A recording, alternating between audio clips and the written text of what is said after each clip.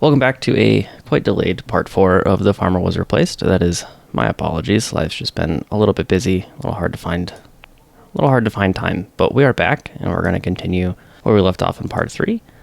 Maybe something to note here is that I had kind of initially started recording a part 4, but because it's been so long, I actually just went back to my Git repository and reverted everything back. I think a lot of the stuff to accomplish here in part 4 is going to be very much the same. So as we look at the unlock tree, we are able to unlock polyculture here, which I think is kind of the main goal. It'll be polyculture, probably next episode will be cactus type stuff.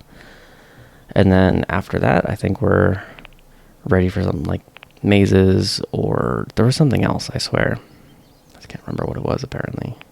Anyway, I guess we should probably kind of focus up on what we're going to do here. So we're going to go ahead and just, I think, jump right into polyculture. I don't think there's anything we really need to do ahead of time, just going back over everything. But no, I think we're good. I think we're good to just jump straight into polyculture.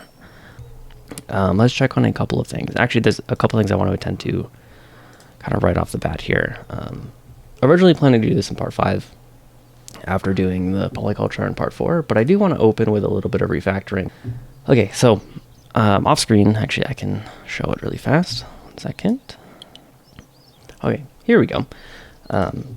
So off screen, I took a couple things that I wanted to do for refactors. Again, this was originally planned for part 5 when part 4 was just going to be polyculture, but it's been so long, again, I wanted to come back and kind of pick up right from part 3. So we're going to tackle some of these items first. So this one is from a comment of somebody mentioning that you can call measure on a pumpkin.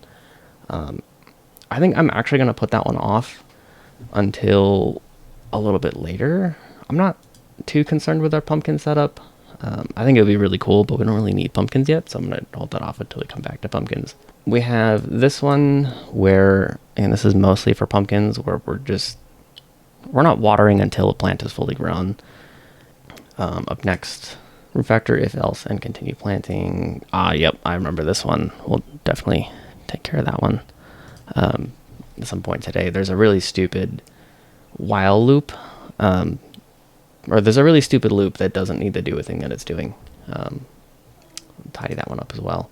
Fix the move distance check to determine move. Yep, this is the one that I had that little cut in for part 3 where it's really stupid, and then we just have a few little to-dos. Okay, anyway, that's a weird little distraction, and I'll keep that up on the side. Okay, so we have our little list of issues here. We're just going to go through and kind of resolve a few of them. So we're going to start with just some of the little refactors. These are mostly just a little bit of house cleaning. There's not a whole lot going on, so I honestly may just kind of skip right through these. We're going to start with plant till and water. Here we have max available.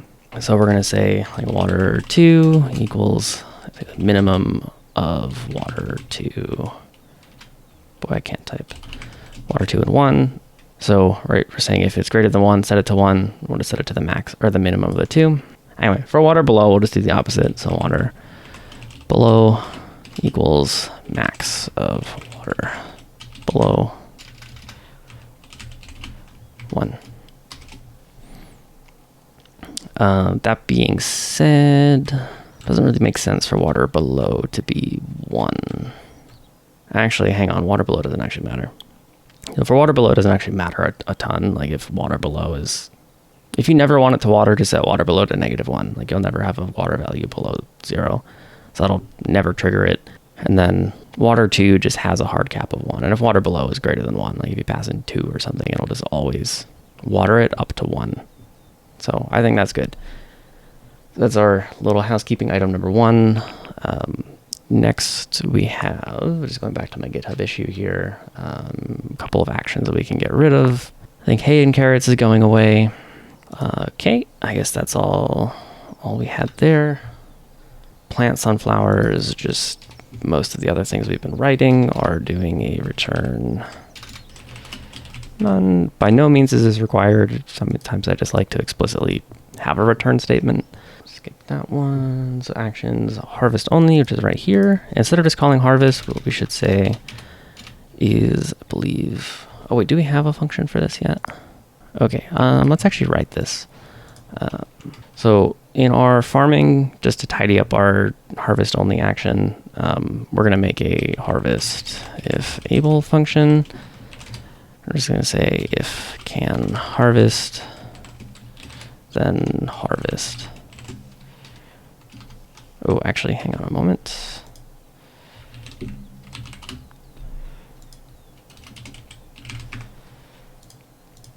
And honestly, the alternative here is I can just return harvest, but I think this will just be a handy little thing to be able to call and skip a couple of lines of rewriting every time. And then I'm going to make a corresponding one harvest when able. This will be for a case where we want to wait we want to wait over a spot until we can harvest something. That being said, I think we'll probably not be using that too much. And let me just I meant to make that a to-do. We're going through, we did our harvest only, we did our harvest if able. If can harvest, return harvest. If not, return false. Cool. Return farming dot if able. Do actions not import anything, or is just my thing not scrolling? My thing isn't scrolling, that's fine. Okay, we have farming, we're good. Although it bothers me a little bit that this window isn't scrolling. That's misspelled. All right, last little thing on the list. Yes, so in our sunflowers, I did notice that while editing up part 3, sunflowers are just harvesting everything, regardless of whether or not they can be, which begs the question, I don't know why I keep opening farming, having to open actions. In sunflowers, this is plant sunflowers. Oh, okay, this is all being done in main. I don't hate it, I'm just not the world's biggest fan. Okay, anyway, in our sunflowers, yeah, the main problem with our sunflowers is that we're just picking everything, and somehow I didn't notice it when I was working on part 3, but when I was editing it, I definitely noticed. We're like harvesting a lot of actually ungrown sunflowers. So we could spend some time updating sunflowers a good amount. I think this won't be too hard. I don't mind too much if we're not doing like a more efficient thing. Like I don't want to go through and write a bunch of like traversal stuff. Do I just spend some time on it? Let's do it. Okay, why isn't any of this working? That's annoying. Come on, man. All right, let me just give me a second and I'll get that fixed. Okay, we got our traverse coordinates back. I apologize. Editor's being a little bit weird for me, and I think that's more my computer than anything. We got our traverse coordinates back, and all we're going to do is we're actually just going to plop this down again. I don't know why it's going down to that. We're going to just call this traverse nearest coordinates, and then in our plot, actually, you know what? Sorry, I'm getting distracted. I do want to do this eventually, but I'm going to do a different kind of order of operations here. This is a thing we should fix, but our movement stuff has, let's say, some problems. So let's go to more important things first. Back to, okay, so we're going to focus on the move distance issue here, which is in our, which one is it? In our move on axis, I believe. Move distance modulus get world size over 2. Let me actually think about this. So I remember when I was editing part 3, this looks like it made no sense. And I want to actually write out a couple of things here. What the heck?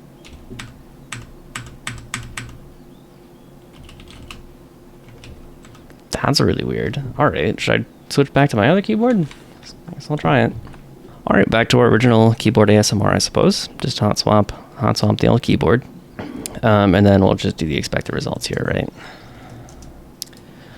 Okay, so we're just going to keep these scenarios in mind when we write this. What I should probably be doing here, let me just double check, right? Let's actually just run this through in print statements, right? I want to try this. And then we'll quick print.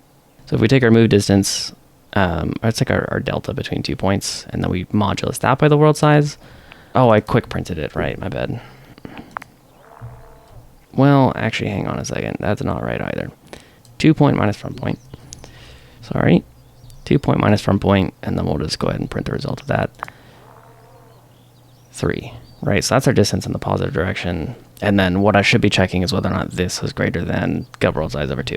So honestly, in move distance, I'm going to do this modulus get world, if I could type, modulus get the world size, and then I'm going to check if move distance is greater than get world size over 2. I'm going to just move this up a level thing. So we're just going to assume it's positive, assume we're starting in the positive direction, calculate our positive direction, or positive distance, right? It was our 2 point minus our from point, modulus the world size. And that's what we did down here. And if that move distance is greater than the world size over 2, then go the other way. Cool, I'm happy enough with that one. Go ahead and just move on to the next, which I think now is we can improve the... Okay, yeah, so our run sunflowers, right? Which starts with updating our traversal. So def traverse nearest, coordinates, coordinate list, an action, and a action param. Also, I probably should have done this move distance thing separately. We're gonna say def get, or let's say get axis dist from point to point. Get axis distance, I mean, basically what we're gonna say is honestly this, just straight copy and paste it. Okay, so for now, we're just gonna say this, and then we have our from point here instead of a function.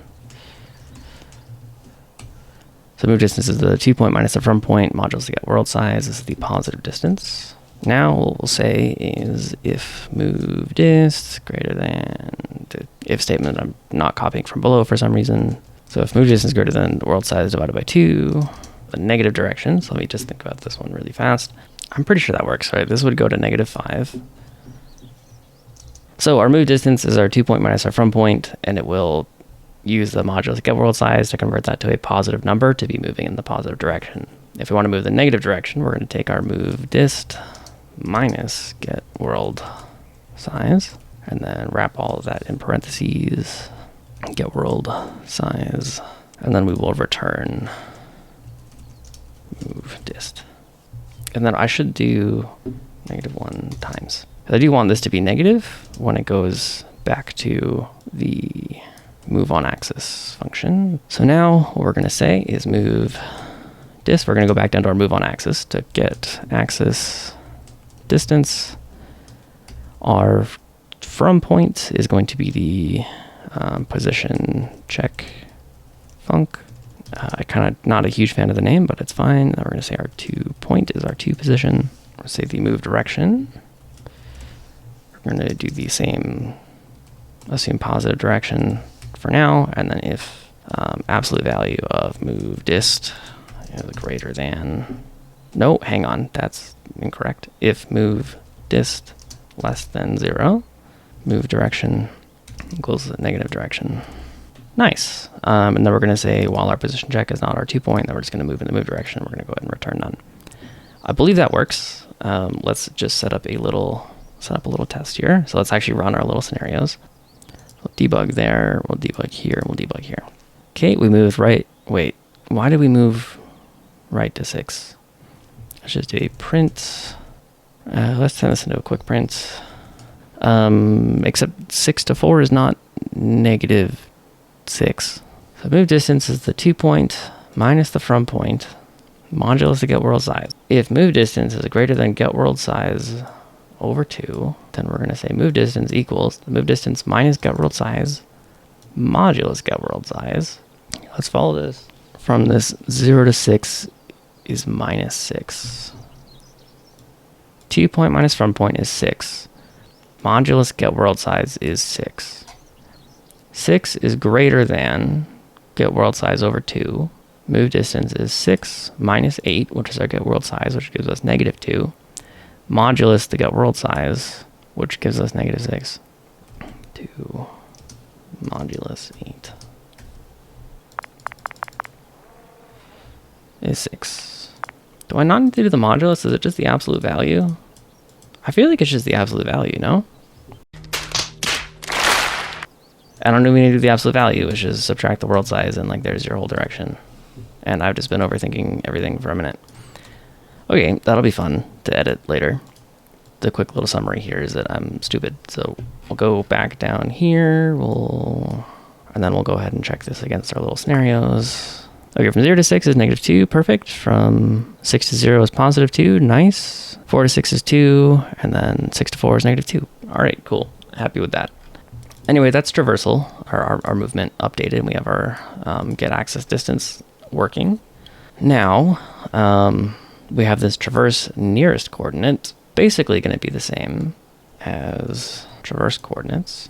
And then basically, instead of saying for coordinates list, we're going to say while coordinate list. We're going to do our get nearest. So we'll get nearest coordinate from list. That is a function we need to make, but we'll go ahead and just pretend we've written it. It'll give us a coordinate back, and then it passes in coordinates list, which is nice. And then we'll perform the action result. Basically what we'll say is just if results, drop the coordinate. Actually, I think we can just skip this piece. If action, to be honest. Then coordinates list dot remove to chord. Yeah, so list dot remove is going to work on the value of the list, whereas like a list dot pop is going to work on the index of it. So we're good there. I think our action parameter is going to be, no, we're going to self-manage this one. And then if we are successful in completing the action, then we'll remove it from the list. And I don't think we actually need to pass back a results list here. Okay, so then we can actually go here to get nearest coordinate from the list. Okay, we'll do the min dist equals 99. We'll just give it a really high starting value, so it always gets overridden. And then we'll say nearest chord equals none. So then we'll go for chord in coordinate list. We'll check our x and y distance. So let's say total dist equals absolute value of get axis dist from our gets position y to our, instead of this, let's do cx cy. I think that'll make a little bit more sense. Instead of just taking it as a tuple, we can just take coordinate x, coordinate y, separate it out from the for loop. And so then here for our total distance, absolute value of get axis distance between our get position y, I need to call that function, and our coordinate y, close out the absolute value, plus the absolute value of our get axis dist for get position x, call that, and our c x. I don't know why I started with y here, to be totally honest. Yeah, I'll just tidy that up. All right, so our total distance is the total distance we need to move in the x direction plus the total distance we need to move in the y direction. Again, now that we've updated our axis distance, it's going to be negative if it's in the negative direction, so we just want to get the actual length of it, which is the absolute value. Next, we'll just check if total dist is less than min dist. Then we'll say min dist equals total dist and nearest chord equals c. We'll just retuple it, cx cy. Cool. And then basically we'll just return at the end of all of this. Oh, hang on. There's another important thing to check here. So and then we're going to have another condition here. We want to make sure that total dist is greater than 0 or the length of coordinate list is 1. And basically what this is just saying is don't allow the current coordinate unless it's the only one left in the list, right? If we're waiting for something to grow, we want to move on to the next coordinate. Well, our current coordinate is going to be the shortest distance because it's 0. And so we'll just end up staying on our current coordinate. We'll go ahead and just return nearest chord. Okay, I think that's good. Get nearest point from the list, and then I think we already have everything written. Cool. And then, honestly, just to test this, oops, we have an error somewhere. Double parentheses here, that's fine. Okay, let's try to plug this in, and then we can maybe get on to other things. We'll check out our main function. Let's say run sunflowers, plot.traverse nearest coordinates. And we'll take the current sunflower grouping, actions harvest only, which harvest only now passes a result back. Okay, so we got traverse nearest coordinates plugged in here. Honestly, before I try to actually think again, let's just try to run it and let's see how this looks. Planting a whole bunch of sunflowers, wait for the error, and there's the error. Yeah, because you should probably spell that right. Professional tip for programmers, spelling. You don't have to spell correctly, you just have to spell consistently. And we're out of materials for sunflowers. Oh, get post X. Nice! Yeah, once again, back to that spelling pro tip. Okay, well, just gonna gather some resources really fast. Okay, we've let this run for a little bit. we're going to go ahead and try our sunflowers again, just check our work. Oh, move to coordinate takes an X and a Y. And I gave it a tuple. Okay. Or maybe more of my stuff should just take tuples. Oh, just pass none. That's fine. All right. Yeah, it turns out when you don't play or don't look at your code for a while, you get a little lost. Or it's easy to forget, I should say. Cool. We're selectively moving to points, waiting for things to grow. We're moving real fast. This seems maybe a little slower than it needs to be. But it seems fine. Well, I guess we're not watering anything. I know we're definitely at the point of should probably just do polyculture, but for the moment, I'm kind of enjoying watching the handiwork here. We'll only water on the plant sunflowers piece. There's no point in... There's no point in watering when we're doing the checking and all that stuff. So we'll just make sure things are topped up with water as we plant. There we go, and everything's grown, so now we're just going to go nice and speedy.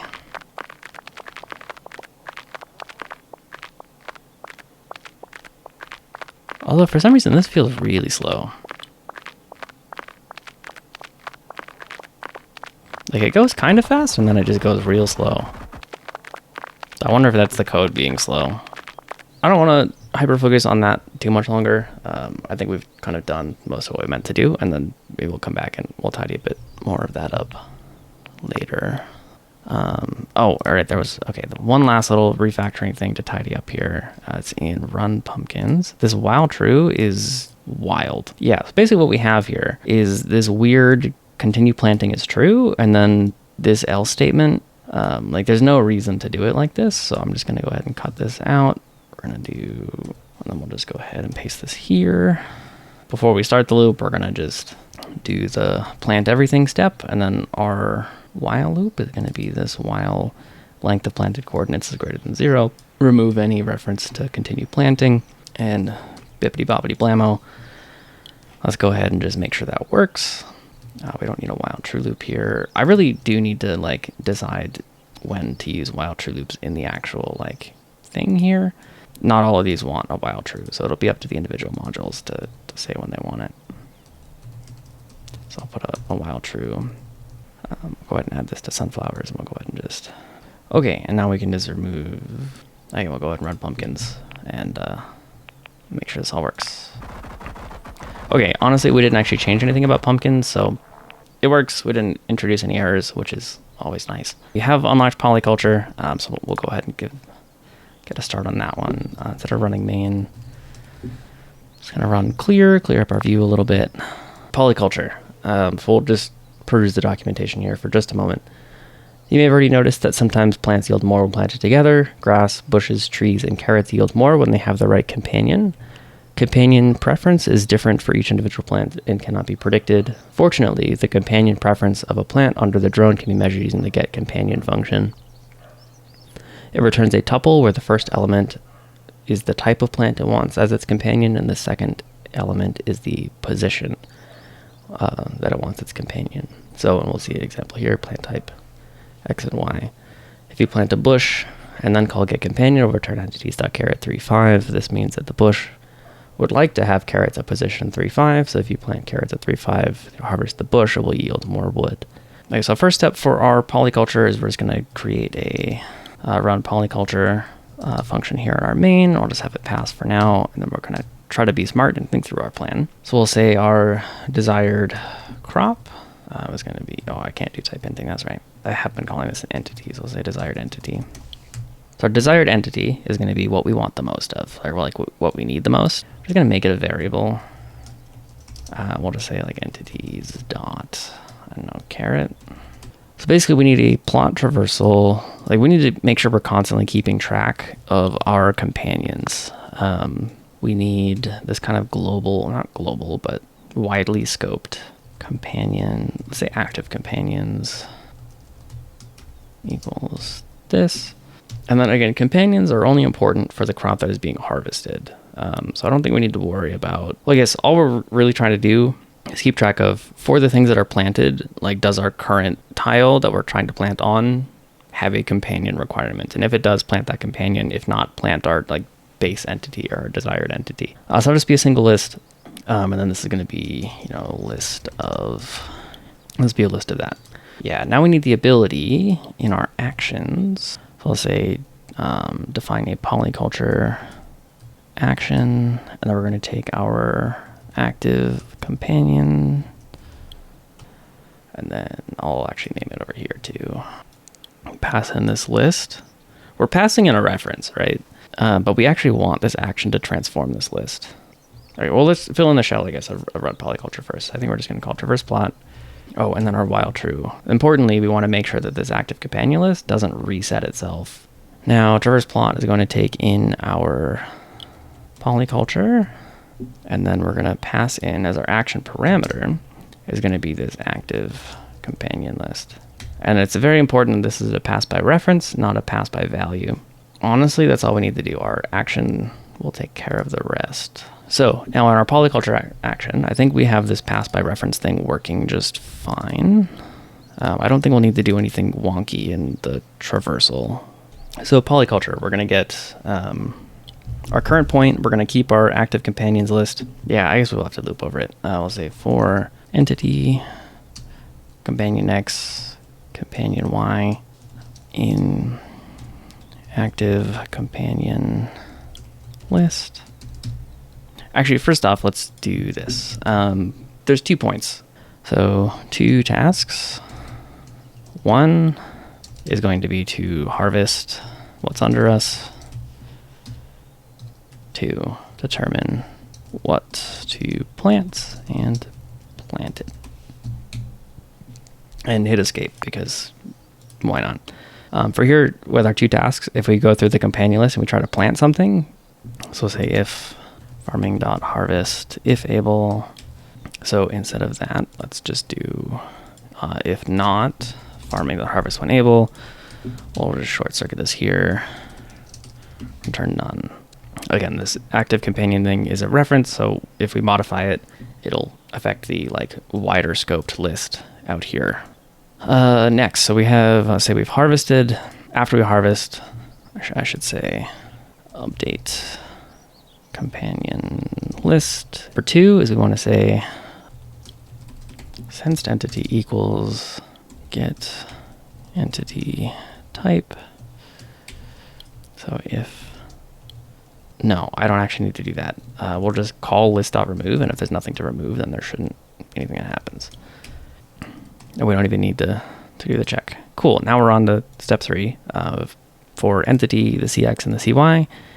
And then we'll just check and see if there's an entity that we need to plant on our coordinate. If not, we will just go ahead and plant our base entity here.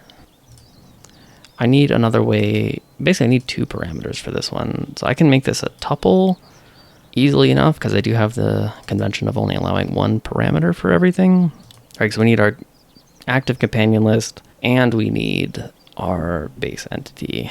Now, the really messy but easy kind of method around all of this is going to be to wrap this in a tuple. We'll say the active companion list.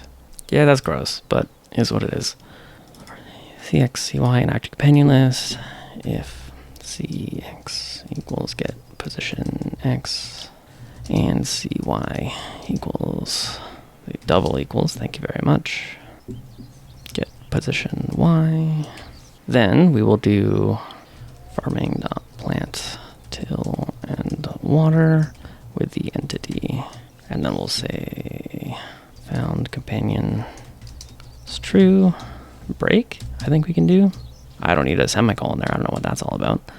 That should break us out of the loop. And now we'll say if not found companion, farming.plant till and water desired entity. For now, we're going to not worry about watering too much.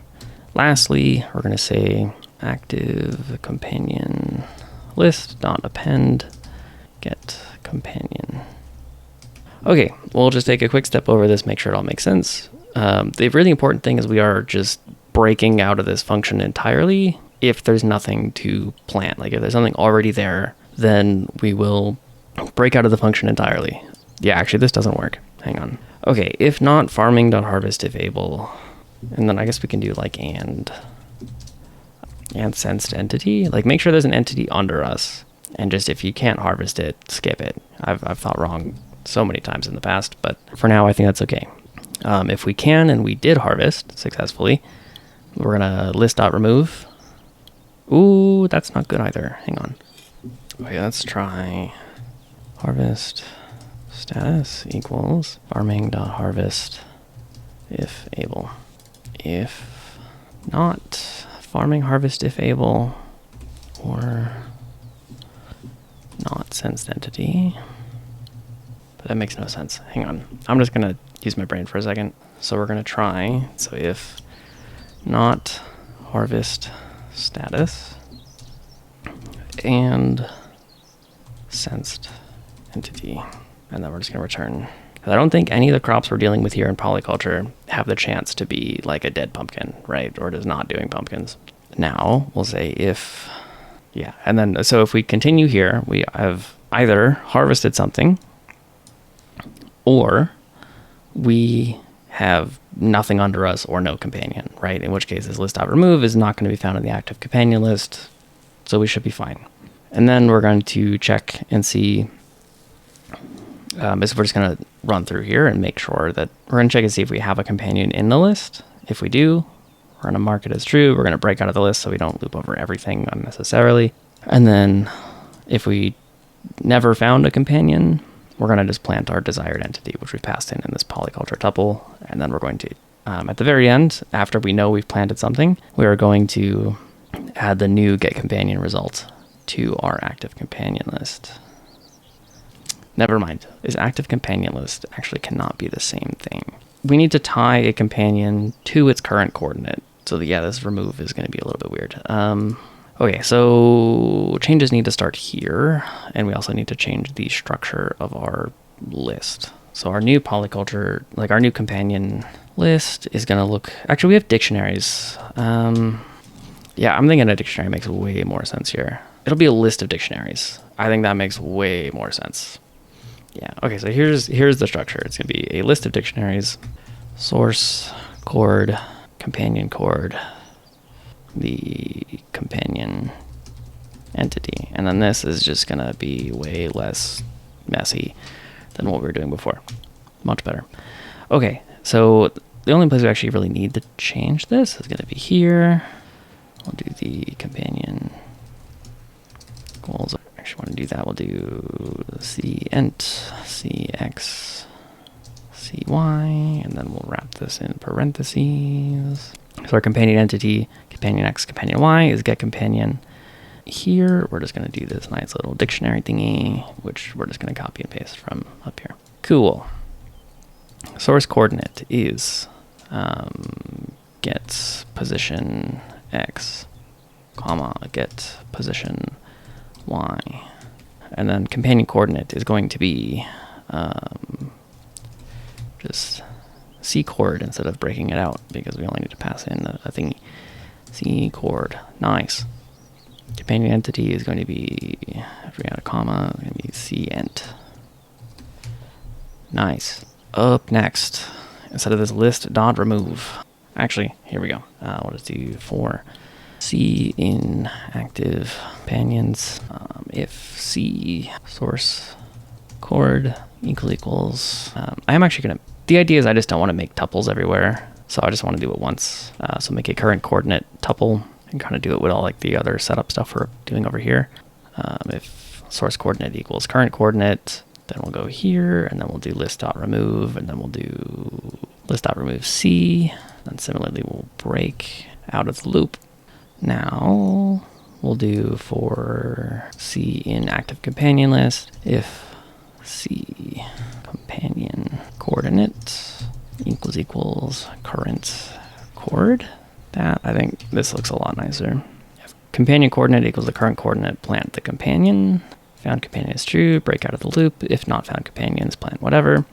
And then our companion coordinate, companion entity, companion coordinate will be from get companion. And then from here, I will just place instead of doing this, making a new tuple, we'll just place current coordinates, and then our companion coordinate, and then companion entity. I think that works out. We are doing list remove C. I'm pretty sure that will work with what we're doing. A whole bunch of white space at the bottom here. That's fun. I do think that we need to go to our farming. Sorry, forgot a colon. Let's just check for any others. I think we're good. I do think our planting might need a small upgrade because I think grass is an option here. So plant till, you check our density is not this, that's fine. I guess we already have handled grass here. Okay, I think we're okay. Well, maybe I'll just water everything because as usual, I have been taking my sweet time. So where we go, plant till and water, we'll just say true. Just use up some of that water again. And I guess let's start seeing what errors we made along the way. I'll say run polyculture. Oh, you know what we haven't done before I run that and make a fool of myself? We haven't actually passed in our tuple yet. So we'll say polyculture tuple to be the active companion list, and then the desired entity, and then this comment no longer applies because we're doing list of dictionaries now, and we should pass a reference to the active companion list. Sure. Let's see. What can possibly go wrong? Oh, there's a space there, not an underscore. Nice. And I didn't actually pass it. Cool. Okay, yeah, what can possibly go wrong? And we're doing nothing. Oh, yeah, because we're just calling clear. Nice. Traverse plot has never been defined because that's going to be plot.traverse plot. Thank you. Oh, it's active companion list, not active companions. Again. Okay. Entity has never... Did I just misspell it? Oh, yeah. What if I just call this entity? That feels faster. So far, only planting. Oh, we have some non-stuff. Oh, hang on. We got a thing. C source coordinate equals current coordinate list.remove. Error remove on non-list or set. Oh, I'm stupid. All right. Yep, that definitely checks out. It's not... I know better than that. That's dumb. But so am I. So anyway, let's see how we go. No.